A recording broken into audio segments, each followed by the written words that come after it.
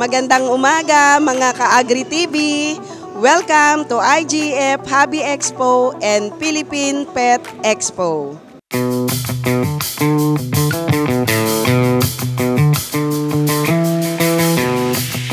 Yung IGF and Pet Expo, nag-start yan noong 2022. Napakaliit lang ng space ng Pet Expo.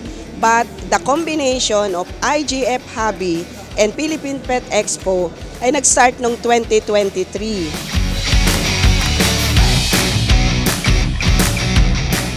Ang kaibahan ngayon, mas malaki ang Pet Expo.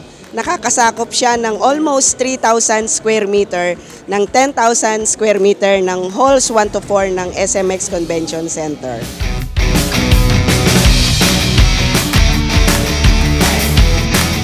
Alam mo, sa panahon ngayon na ang daming mga uncertain sa buhay, kailangan natin din ng entertainment sa buhay natin. So kung dati si tatay lang ang masaya, ngayon buong pamilya na.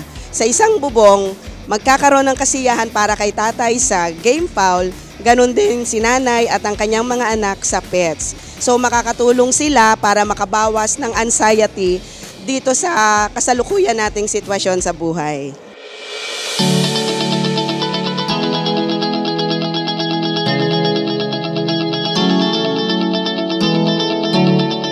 Sa Pet Expo, ito yung expo na lahat ng pets ay nandito. Reptiles, isda, aso, pusa, marami pang iba, turtles, mga geckos, nandito lahat. Kasi alam mo na, sa dinanas nating pandemic, ang dami nating mga pinagdaanan. So ngayon, yung pagkakaroon ng pets, kasama na yan sa ating pang-araw-araw na pamumuhay, araw-araw na gastos. Sa mga pang-groceries, kasama na rin yung mga gastusin natin para sa pets.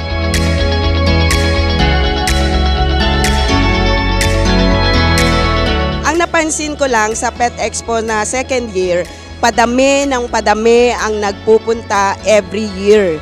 Ibig sabihin, talagang dumarami pa rin sa ating mga kababayan ang nahihilig sa pets.